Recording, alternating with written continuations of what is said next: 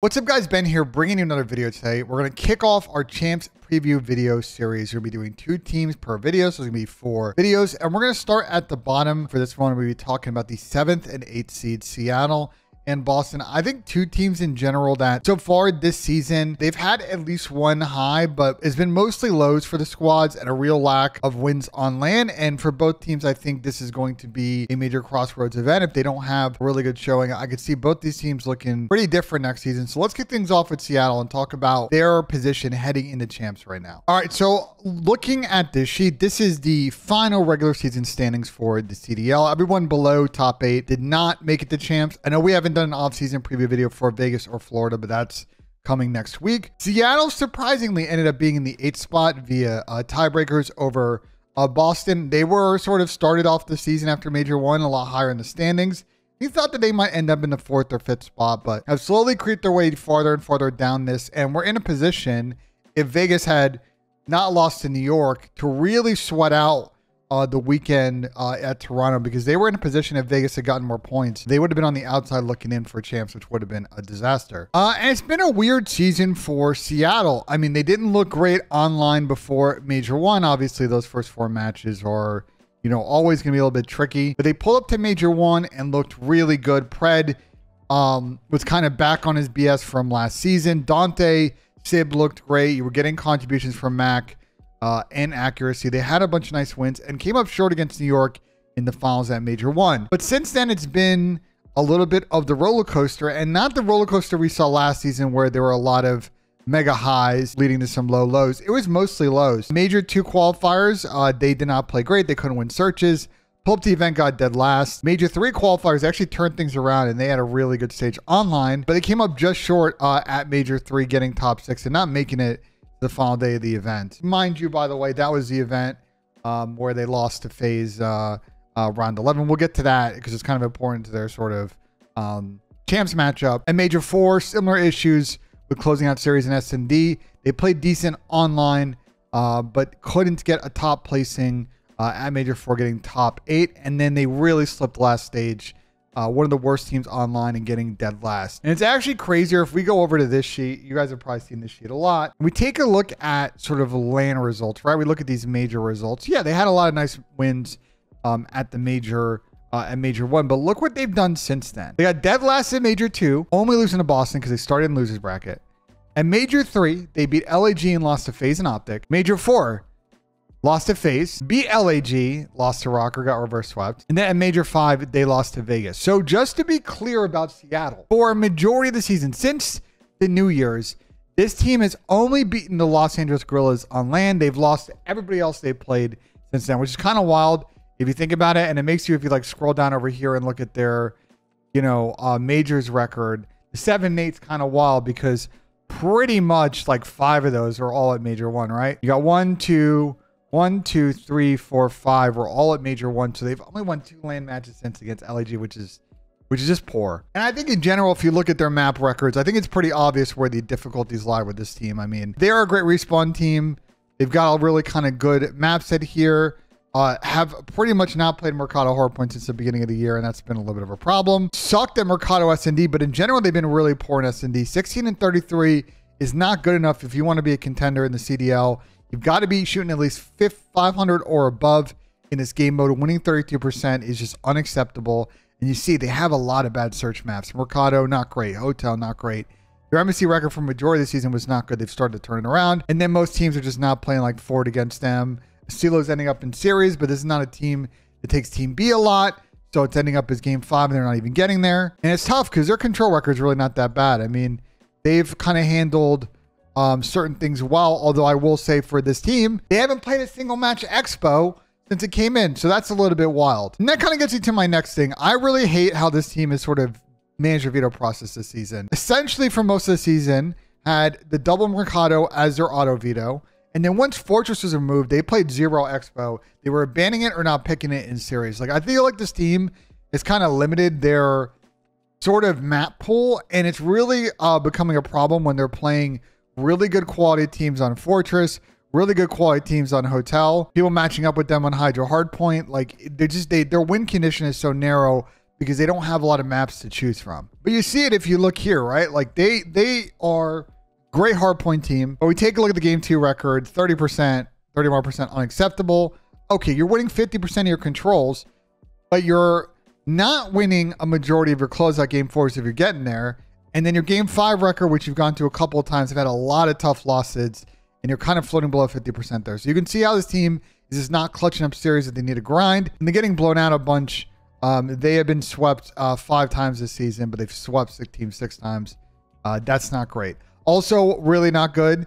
And I didn't even know this before I did this video. Shout out to Turtle for this. 1 out of 9 round 11s this season, S&D, is unacceptable for his team. I'm sorry.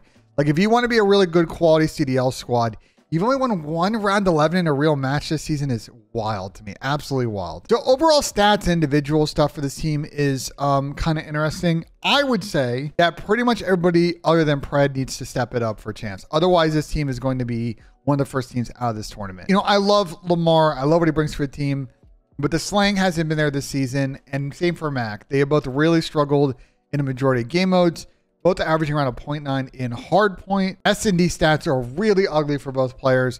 Lamar's averaging a 0.8, Mac's averaging a 0.75. And by the way, this is like 50 maps worth of data. So we're not talking like a small sample size here. These players are really struggling in this game mode a majority of the season. Control actually pretty good, KDs. I like the contribution here in control. But I think a key problem for this team down the stretch here is we take a look at just sort of major 5 stats. Dante started to fall off pretty hard here. He had a great start to the season, was considered a top 5 player at one point, but in stage 5 in hardpoint, he was averaging a 0.86. S&D was looking good, a 1.14. You love to see that from Sib, who almost was like the inverse at times this season, struggled in search, was good down the stretch in S&Ds in major 5, even though they weren't winning a lot of them. But 0.84 control. They need him to get back to that form and respawn if they're going to do anything during this champs cycle. All right, so let's take a look at the bracket that Seattle is going to have at this event. They're going to kick things off versus Atlanta FaZe. Now, we've seen this matchup quite a bit this season. The thing, though, about this matchup is FaZe kind of had their number in a majority of these. They did beat them, you know, in those losers finals matchup in game 5 at Major 1. They lost them earlier in the tournament. They lost them again during the Major 2 qualifiers.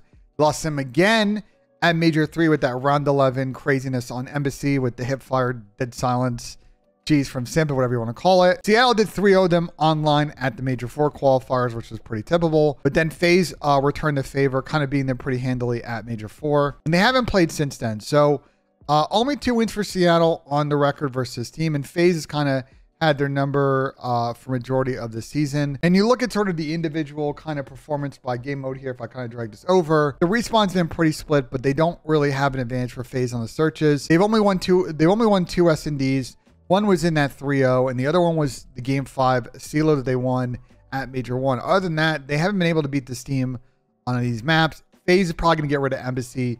They'll play them on any other map in this pool, and I don't really see a lot of potential success for Seattle, so they're really going to have to show up well in the respawns. And to me, that's kind of tough because we've talked about FaZe at the last major. Like, they looked incredible in respawn, really only dropping, I believe, 1 or 2 respawn maps the entire Major 5 tournament at LAN. So it's going to be really difficult for Seattle, I think, to win this matchup. I have FaZe pulling through. And then in the next round, they're going to have to play either Toronto or Thieves. And I'm going to be honest, for Seattle, I think if they lose versus FaZe, I think they're going to lose the next matchup. And I think this team is kind of destined to really get top 8 this tournament. Now, here's the thing, though. It's Pred's having an MVP season. I know we haven't talked about a lot of him in the video. He's having a great season.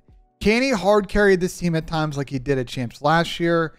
We shall see. But even last year when Pred was hard carrying, having this sort of insane kind of run, they still weren't winning those clutch searches. And I think it's going to kill them again, and really been sort of the downfall of this team during the cycle. I think my final thing too is sort of the biggest what if for Seattle this season is really going to be what had happened sort of in December.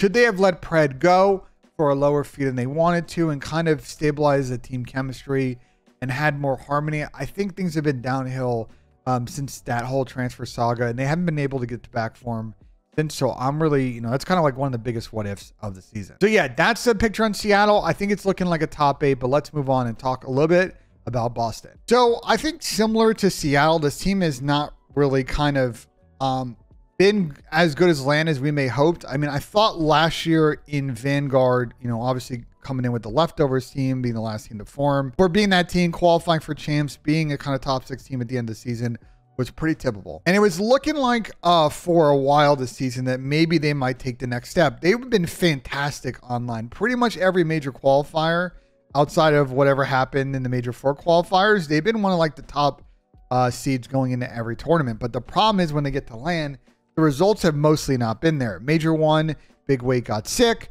They didn't get out of groups. Major 2, they got top 6. At Boston, not too bad, but they really tossed in losers bracket at that event versus Optic, getting 3-0. And that was Method's last match as a player. He retired after that. And then this is kind of the beginning of sort of a lot of changes. Beans kind of comes in. They have a pretty good online split, getting 2nd. They go to the Optic event. They get 4th. They actually played pretty good that event. And I thought, okay, well, maybe they'll kind of keep that momentum going. Maybe start to get a chance of sniffing a final. But it seems like maybe some chemistry things kind of start getting sideways with this team. They bench Vivid. They bring in Kremp, who obviously was playing great in Challengers, was looking like one of the best subs in Challengers. But since then, back-to-back dead last at tournaments, even though the online cycles have been not too bad. Then they bring Reese in for Major 5 after the Major 5 qualifiers, and they didn't play good at that, so it's a mess. And now Vivid's back out, and they brought in Snoopy, a rookie. So Boston is like very much a wild card coming in this event and really haven't lived up much to the hype this season. And you look at the stats, and it's just like doesn't really make a lot of sense if you look at this. It's like, oh, well, this team's been pretty good in most game modes. I mean, yeah, a little bit sub 500 in hardpoint S&D, but that should make you pretty competitive. And that control record is great. 65% near the top. Like that's amazing. That's awesome. But the problem is I scroll over here and you kind of see where a lot of their points have come from. In qualifiers, online, they've been great. 14 and 10. You see the stats online, pretty automatic in control. Hardpoint's been good. Search has been good. LAN record really sucks. 4 LAN wins all season, 10 losses. S&D is not looking good. Control is still looking pretty solid. But the hard points, ugly, ugly, ugly. This is a team that I think with their play styles really struggled to translate it to LAN. You know, they play pretty chaotic. They play pretty quick. They play a lot for kills. But I don't know if the objective-oriented, team-oriented gameplay is there. I don't know if the communication is there. And I'm going to be honest. I think you could argue that a lot of players on this team play very heavily for sound cues. They play a lot of corners.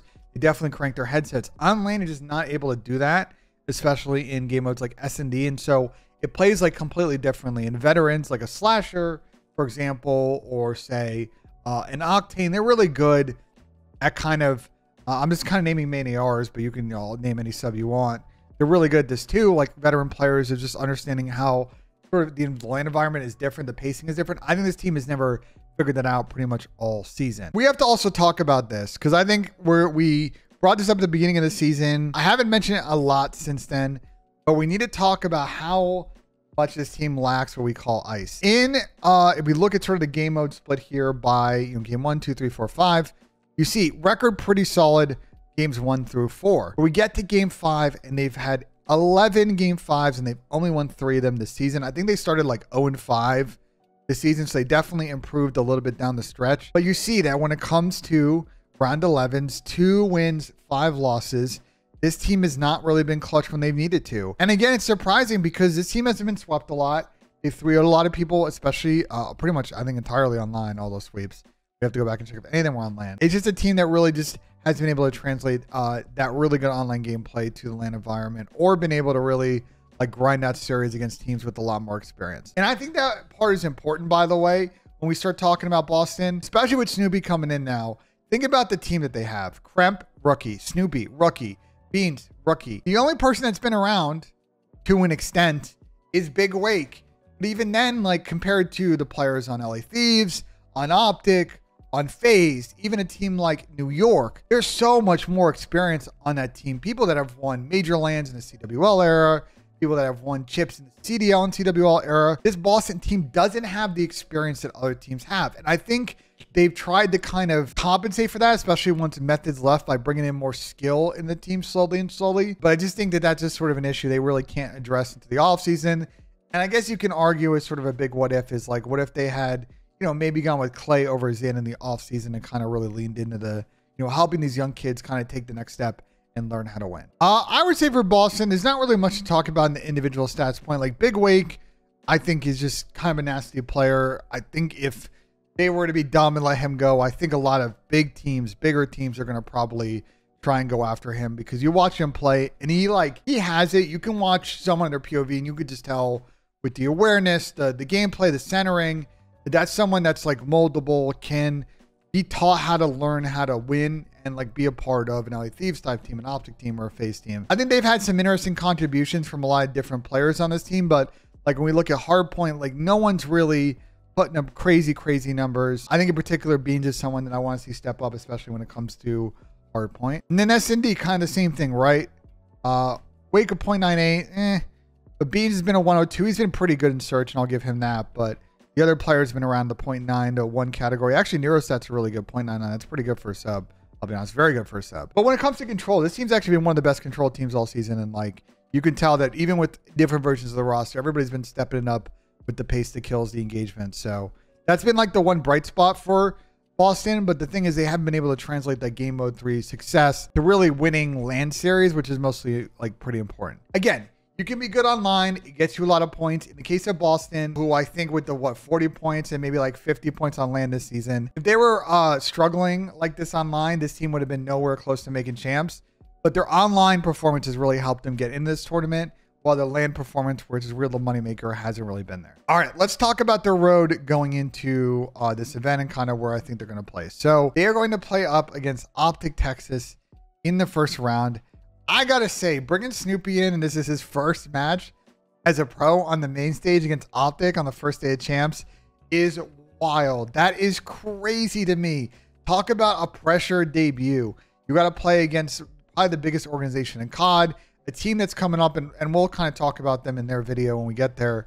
Coming off an 06, a horrible performance at Toronto, looking to kind of avenge the back-to-back rounded losses they had. I just don't really see a path forward for Boston in this matchup. They could definitely win, but it's not a high percentage, and I would say I will put my prediction pretty heavily on Optic to win that. But I think there's opportunity for Boston to kind of make an interesting run in this tournament. So they get dropped down. They'll play the loser of New York and Minnesota. I think theoretically on paper, teams that they have a chance against. And then you get the top 6, and you're going to play someone from the top side. So you're going to play their FaZe, Seattle, Toronto, or LA Thieves. I'm gonna be honest, if it's anyone but Seattle, I think their run probably ends there. But if they win there, you never know. Maybe this team can kind of make a run and get hot. We've seen this with teams. They can just kind of get going on LAN. We just haven't seen it from Boston really this season. I don't really think it's gonna happen. I think max for this team, they're getting 6th. Maybe they're getting 8th. I'd be very surprised if they made it past Saturday afternoon. Like, I'd be really shocked. And even then, I think top 8, this New York Rocker match where they're probably gonna play, like, I think it's winnable for Boston, but they've disappointed us a lot versus teams like this season. I mean, they've only played New York 3 times, and they have a sub 500 record in that. And they've only played Rocker 3 times. They do have a winning record in that matchup. So it's about 500, so they have a chance. But if you see, like, kind of my main point here, not a lot of success versus Optic this season, not a lot of success versus FaZe this season. And if you scroll down and take a look at some other teams that they've really struggled with, Thieves 1-1. Like, they're just not really doing it in the big moments, and we're still waiting for it with this team. I just think there's kind of destined to get top 8, top 6. And I think there are some upgrade possibilities in the offseason. We'll talk about it when we get to those kind of videos in regards to Boston. But yeah, I just think this, just like Seattle, is a team that's kind of happy to make it to this tournament. They have more upside, I think, than Seattle to get 6th, just based on the draw. But I think there's a good chance to get dead last in this whole thing. Well, I think that'll do it for this video. That's kind of my sort of thoughts on Boston and Seattle. I'm curious what you guys think in the comments. I'm sure y'all agree with me that they're sort of happy to be here at this tournament and have a lot of really glaring weaknesses that I don't think they're going to be able to address between Major 5 and champs, but you never know. So let me know what you guys think. Like if you enjoyed, subscribe for more. More preview videos coming this week, so stay tuned. As always, guys, we'll see you on the next one.